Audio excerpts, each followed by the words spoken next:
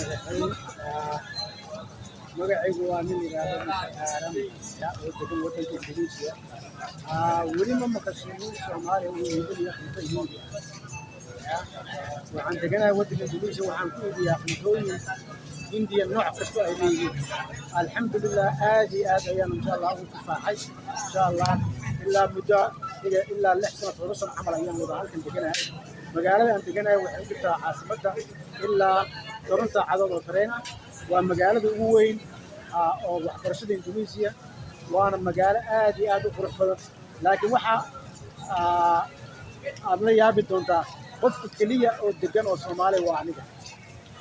marka waxa ii jooga xaas Indonesiana iyo laba ciyaal alxamdulillah marka insha Allah ku soo dhawaada fiidyo badan oo muuqaal fiican wata ayaa ii soo gudbi doona oo ah sida aan cuntada Hindida insha Allah aad ugu kifaaxay oo insha Allah aan ugu faa'iido ugu taajiray insha Allah